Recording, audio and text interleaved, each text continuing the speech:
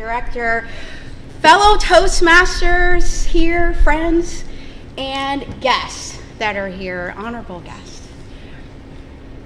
I wanted to take a second to just give a little idea of what does Toastmasters do for you and how often might it run through your mind in the course of a given day. A lot of members here probably know what I'm talking about. So if you're at work or if you're giving a presentation at your own community center where you live or in the place that you worship, are you often thinking, am I going to say ums and ahs? How's my pacing? Are they going to be able to hear me in the back of the room? So it runs through the course of our minds. If we're listening to a speech on television, raise your hand, right? This is a big one. How many times do you start to hear those ahs and ums and you knows and so's? My first speech in Toastmasters, it was my icebreaker. I had 52 so's, and that was back in 2001. And that year was super important to me because when I joined this amazing global organization, it was right after 9/11. And I had been right there. My firm at the time, Merrill Lynch, had sent me to a training center that was in New Jersey and just a hop and a skip of a train ride away from the epicenter, right, of 9/11. And it was probably 3 weeks later, so I had to be thinking, what are we doing? Why is this trip not canceled? And so as I was there, and I had not joined Toastmasters yet, let me make sure that's important. I had only been to a meeting. I was a visitor at my club, Professional Women Toastmasters. And when I was visiting, I was sitting in the audience. Someone sat next to me, showed me what the agenda was all about, was explaining to me what the different aspects of the program was, right? But in no sense of anything organized, in my mind, did I think, oh, someday I'm going to be like those speakers that I heard tonight. In no sense did I think, oh, I should probably be listening for the skills that these people are demonstrating tonight. This was in September, remember, 2001. So little did I know, after that one visit, I'd be sitting now in a room of 200 and some odd people in New Jersey, and I was asked to give a presentation on the spot about lessons that I had learned so far. And I was kind of a rookie at the time. So what do you think happened? What do you think? You passed out. I almost passed out. Great point, Elizabeth. Thank you. I perspired. I don't know who else perspires when they're nervous. I was perspiring so badly that I thought, there's no way I'm going to get through this. And I had a whole 5 minutes of impromptu speaking to do. And I thought, there's no way I can do it. I just can't. And all I kept running through my head was that Toastmasters meeting that I thought was going to be just a way to go grab dinner. My coworkers had told me, let's go grab dinner. And they knew I was a foodie, and I still am, 22 years later. And I said, of course, I'm not going to pass up a meal, and it's 2 miles away from my house. Are you kidding me? Yes, I'm going to go. No sense of anything organized in my mind did I think this is going to turn into almost 23 years later of giving presentations. And that first meeting went to a second meeting and a third meeting. That club at the time had a 3-meeting visitation rule. You had to visit 3 times before you could even join. I'm not sure what Knott's has here. But then it got to a point after that 5 minutes in New Jersey in a conference room, I was just like, sign me up. And I still had to wait 2 more meetings just so I could start practicing. I'll never forget it. Once I got signed up and my 52 so's on my first speech called the Icebreaker, and we'll hear Nora give hers later today, I felt like this is where I need to be. Do you ever feel like at work you have intricacies and weaknesses that maybe you're hiding that no one else can pick up on if I just kind of stay in my own lane and I show up on time and I do everything I'm supposed to do. No one's going to really know what really is something that I need to work on. Anybody ever have that? Yeah, right? So I was one of those people, and I felt like, okay, now I'm exposed. And the reason I knew I was exposed is because I asked my coworkers when I got back from New Jersey and I went back to Toastmasters again, I said, why did you pick me to quote unquote go to dinner with you? Like that, we barely knew each other, but we always smiled at each other up and down the elevator. I said, why did you pick me to go to dinner with you? They said, because we heard you were giving seminars at the Beverly Wilshire Hotel. Anyone who's been around a while knows that used to be where they do the Oscars, right? The golden rooms. And we heard you were giving investment seminars, and we heard you were stuttering.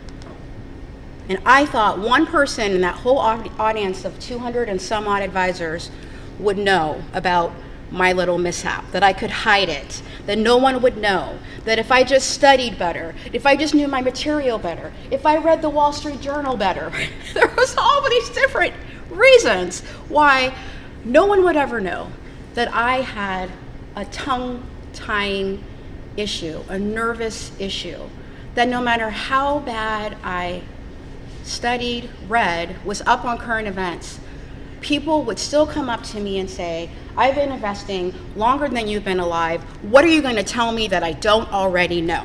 And walk out the door after they've had their nice prime rib dinner that I paid for, right? So it was a tough thing. And I learned over time, coming to these meetings, that there were people that really cared about not just my development, but each other's development. My favorite part of the meetings was the third section, the general evaluation section, because everybody was getting feedback, real time and in the moment. Not waiting for a quarterly review or an annual review from someone sometimes who may or may not care a lot about your development. They're just going through the motions to give you a report that they have to give you.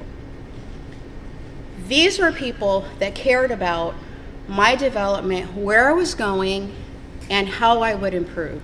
I had a mentor that was assigned to me. She was a tough cookie, I'll tell you that. Bless her heart, because she's not with us anymore, but BJ, she would give that, after the meetings were over and I had my evaluation and everyone was packing up to go home, she would say, sit back down. And I'd get these glowing reports from other people, from my evaluator, from written notes that people were passing along to me, and she'd say, you were in your comfort zone. You gave a speech on a topic that you know a lot about, and I already know you've probably given that presentation how many times at work. And I was like, how did you know that? We don't work together. How did you know? And it was so important for her to make sure I understood, I don't care what you look like on paper or resume, you have to step out of your comfort zone if you're going to grow. You have to make a decision. If you're going to be here, Julie, you have to make a decision to dedicate time to yourself in a way that you're no longer hiding. And then I was like, how did you know I was hiding? I felt like she was omnipotent. She just had a direct dial to God. How do you know all these things, BJ? And I came to understand over the course of so many different meetings later, particularly the first 6 months, that it was not just BJ. It was everyone around the table. It was everyone pulling for each other. And there's a concept, I know our existing members know this, there's a concept I came to know that the audience is rooting for you all the time, right? It's not just the people that you know.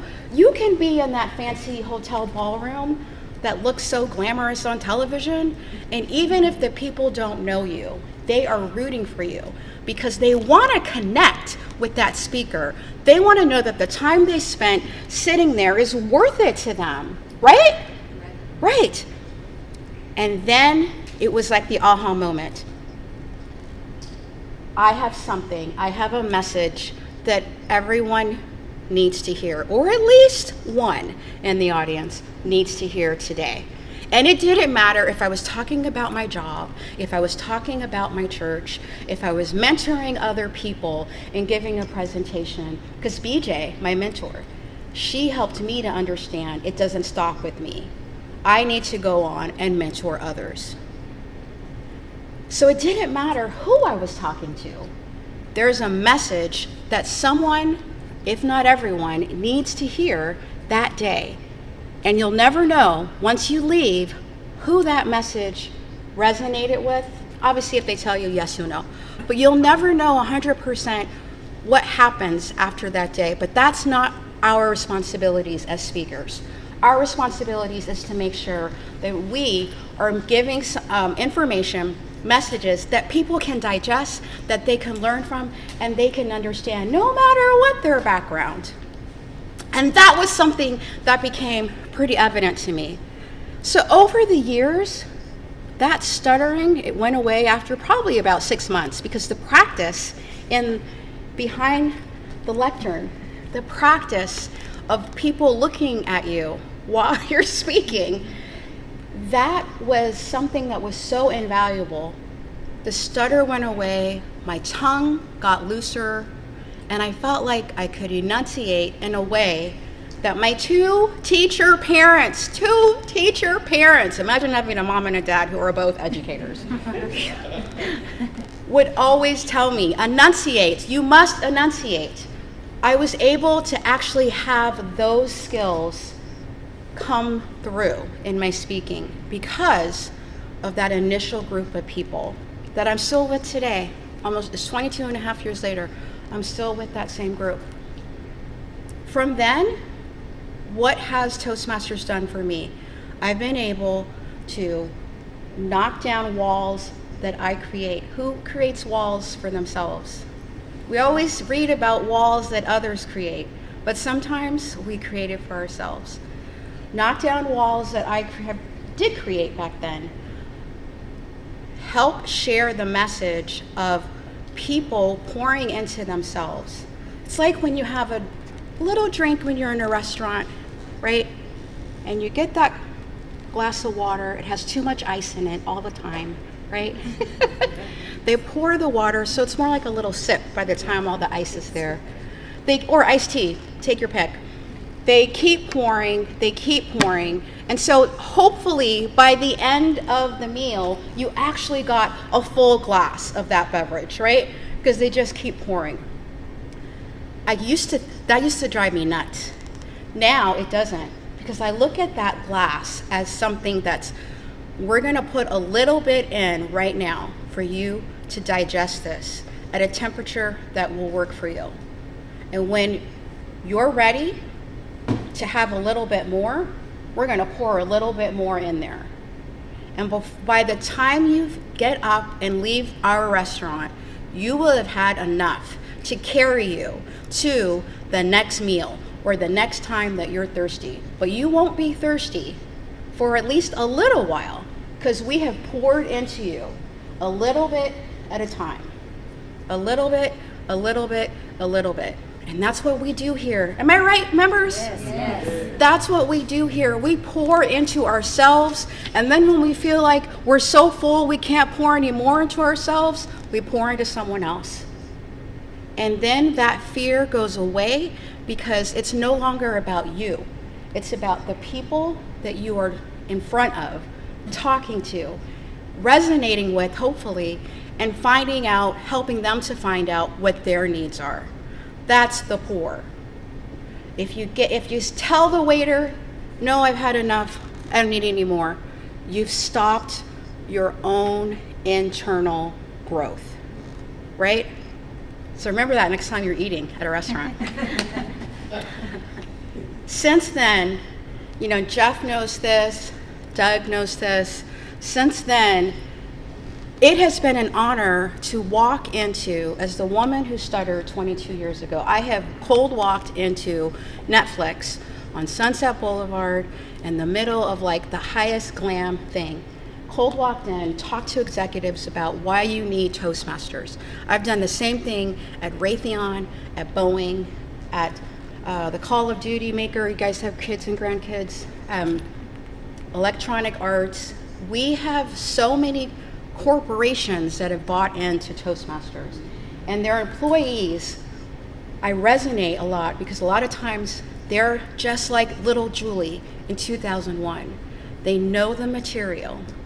They know exactly what the message is and what the company says they have to deliver. But when they open their mouth, you finish the sentence, right?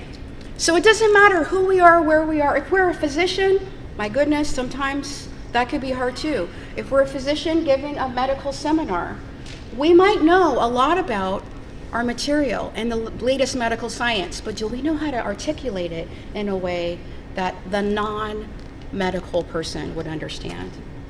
And that's what we are here to do, to give that practice, not to say, I already know how to give a presentation. It's to have the chance to practice, get the feedback, and keep coming back for more. Because if you keep pouring and pouring and pouring, eventually that ice is gone. You've had your entire serving of what you need to have for that day. And before you know it, the Toastmaster and the president is going to bang that gavel and say, meeting adjourned. Keep drinking. Thank you.